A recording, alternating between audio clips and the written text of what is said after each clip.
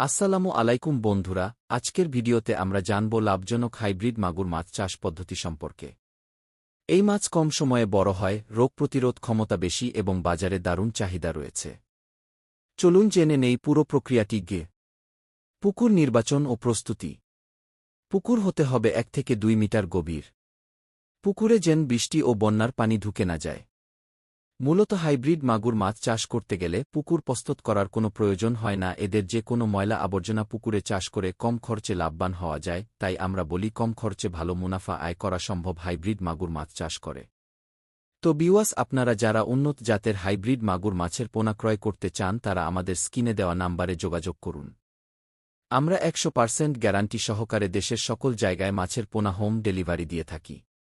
পোনা ছাড়ার নিয়ম: প্রতি শতাংশে 300 থেকে 400টি পোনা ছাড়াই সবচেয়ে উপযুক্ত। পোনা ছাড়ার আগে 10 থেকে 20 মিনিট ধরে পলিথিন ব্যাগ বা ড্রামে পানির সাথে রেখে তাপমাত্রার সাথে মানিয়ে নিতে হবে। সুস্থ, সবল ও রোগমুক্ত পোনা সংগ্রহ করা জরুরি।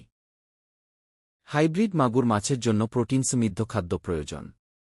প্রথম দিকে ভাসমান ফিড বা গুঁড়া খাদ্য ব্যবহার করুন। ধীরে ধীরে বড় দানা ফিড দিতে হবে।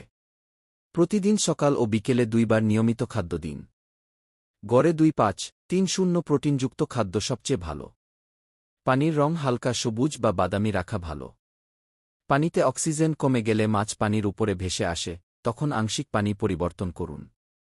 রোগ প্রতিরোধে নিয়মিত লবণ ও ভিটামিন সি প্রয়োগ করতে পারেন।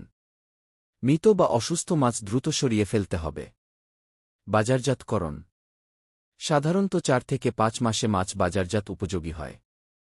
গড়ে প্রতি পিস মাছের ওজন হয় 200 থেকে 300 গ্রাম। বাজারে কেজি প্রতি দাম অন্যান্য মাছের তুলনায় ভালো থাকে। বন্ধুরা, সঠিক নিয়মে চাষ করলে হাইব্রিড মাগুর মাছ থেকে স্বল্প সময়ে অনেক লাভ করা সম্ভব। আশা করি আজকের ভিডিও আপনাদের কাজে লাগবে। ভালো লাগলে অবশ্যই লাইক, শেয়ার আর সাবস্ক্রাইব করতে ভুলবেন না। ধন্যবাদ।